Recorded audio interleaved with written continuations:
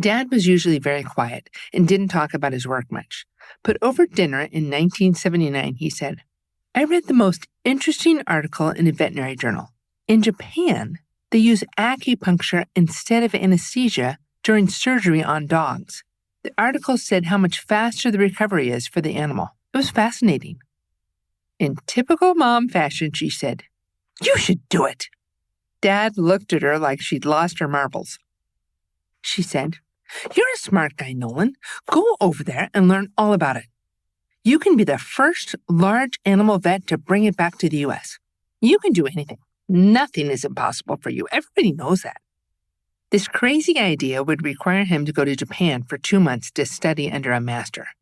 Dad was a well-respected veterinarian, and now he was going to Japan to study acupuncture. His clients thought he had fallen off the deep end. They told him, "You've worked so hard to have a good reputation." They were convinced that Nutty Marion had finally worn him down. His customers were cowboys. They love facts and have zero tolerance for garbage. The fact that cowboys were so doubtful of acupuncture turned out to be a good test. Horses cannot understand a placebo. You can't tell a horse you're going to make it feel better. Mom's brother Jack Roddy always took excellent care of his horses. His horse Roni was well fed but wasn't running as hard as he used to.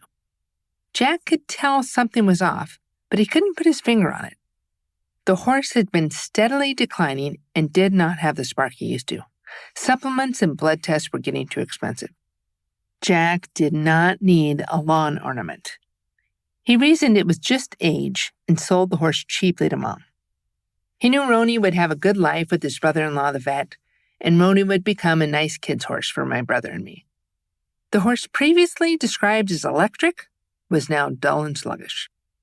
Mom had a welcome back party for Dad when he returned. Among other people, both of her brothers came. Even though Dad knew they were a tough crowd, Dad couldn't wait to show off his new skills to Jack and Jimmy. What he didn't count on is they were highly skeptical and would call a spade, no matter who you were. Dad said Roni would be his first victim. Mom held the horse's halter, and Jack and Jimmy crowded around to get a closer look while Dad put in the acupuncture needles.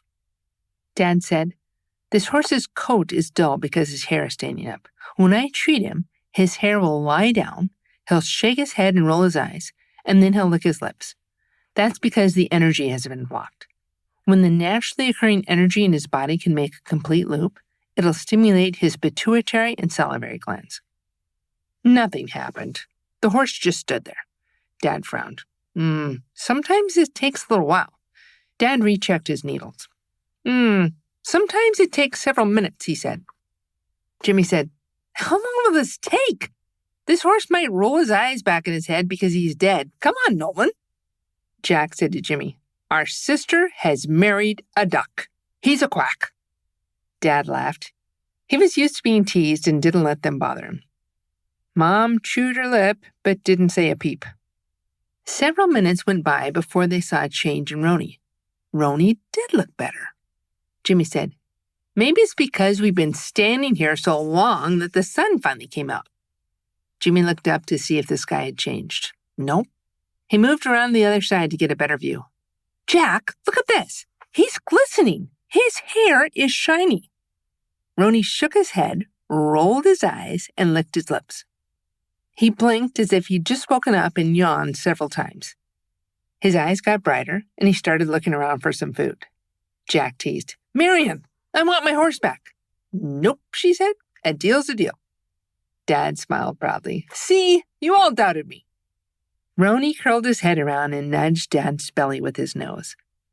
If the horse could have talked, he would have said, "Thanks, dude." Jack said, "If I had not been standing here, I would not have believed it. My buddies will say you gave him a shot of vitamins or something." "Nope, this is the real deal." Dad treated him a few more times after that. Mom started barrel racing on Roni and wound up winning several rodeos on him. In 1984, Dad studied equine chiropractic with Graham Boyd from Australia. Rose Webb had qualified for the National Finals Rodeo in barrel racing in 1986. She made an appointment with Dad because her horse Dandy just didn't feel right. She said he wasn't turning to the left like he used to. I missed school so I could be Dad's assistant. Mom was there too because she was friends with Rose, and Mom knew how Dad could focus on an animal and become grouchy and rude. She was there to help Dad improve his bedside manner. She knew Dad was not going to win any awards for Mr. Congeniality. Rose spent every waking moment with Dandy. She knew every nuance of this horse and told Dad in great detail what his symptoms were. Dad asked Rose, "When he rolls, does he go all the way over?" "Oh, no." Rose shook her head. "No, he doesn't like to roll. He doesn't like to get dirty." Dad snorted and rolled his eyes. Mom gave Dad a sharp look. When Rose wasn't looking, she mouthed to him, "Lighten up." Dad palpated the horse from head to tail and pressed hard on his muscles. Rose said, "Should I be massaging him like that?" Dad said, "No, not like I'm doing. Don't press as hard as I am right now. I'm trying to see if he flinches. That means his neck or his back is out of alignment. You could be massaging his muscles, though." He stopped pressing hard on Dandy and smiled at Rose. Ice is an excellent treatment to reduce inflammation. Fill a styrofoam cup with water and put it in the freezer. When it's frozen, rip about an inch of styrofoam off, turn it over, and treat the sore muscles.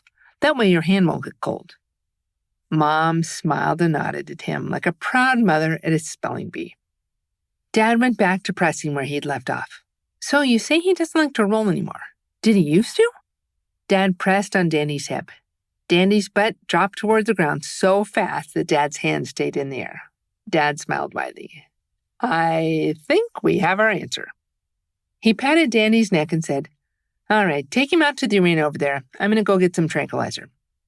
Dad came back with a syringe and said, "Dandy's a smart horse. He knows I intend to give him a shot. Rose, you hold his head with the halter." Dad uncapped the needle and held it near Dandy's jugular vein. "When I nod, you move his head towards me about 4 inches." He nodded, and Dandy didn't even flinch when the needle pierced his skin. Dad said, "It's similar to when the dentist gives you a shot and wiggles your cheek. Your brain concentrates on the movement and doesn't feel the needle." Rose said, "Huh, interesting." Dad said, "This tranquilizer will take about 10 minutes to take effect. Dandy's not going to be knocked out. He can still stand, but he won't resist me. He severely outweighs me, and I need every advantage. It's good you came to a real vet because other guys who do this don't have veterinary licenses. They can't use tranquilizers or take x-rays. Sometimes your horse is off because he has a medical problem, something that only a veterinarian could diagnose." Rose nodded. Dad said, "His sacroiliac is out. That's this joint on us." He turned his back and put his hand below his belt, above his tailbone. After a little while, Dad said, "All right, Dandy should relax now. Heather, you stand on the other side of that hip and push it against me." He picked up the horse's back leg so it was folded up like a flamingo standing on one leg. He quickly pulled the leg to the sky and pop. I could feel it in my hands, and we all heard it. Dad said, "That noise is a gas inside the joint. They call it a dry joint. It was frozen up." He dusted his hands off and moved to adjust Dandy's neck. After a little while, Dandy woke up fully from the tranquilizer. Dad told Rose to turn him loose in the arena so he could roll. Rose said proudly, "I told you, he doesn't like to get dirty. He won't roll. He's a prima donna and waits for me to brush him." Dad snapped at her. "That's BS. Every horse likes to roll."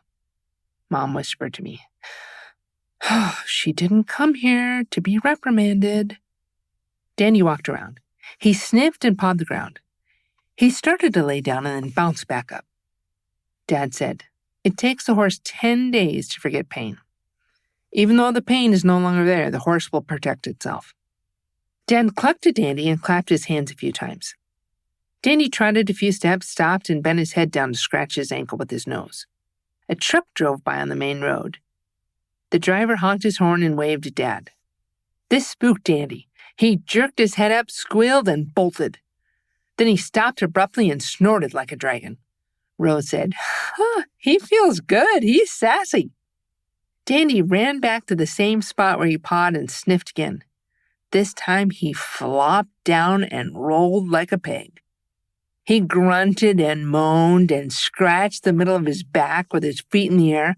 When he put his legs out in front so he could scratch his belly, his nose quivered. He rolled over the side and rubbed his neck like a maniac. Rose was crying, Mom was crying, I was crying, everyone was crying. Even Dad was a little misty. Dad cleared his throat. Told you, every horse likes to roll.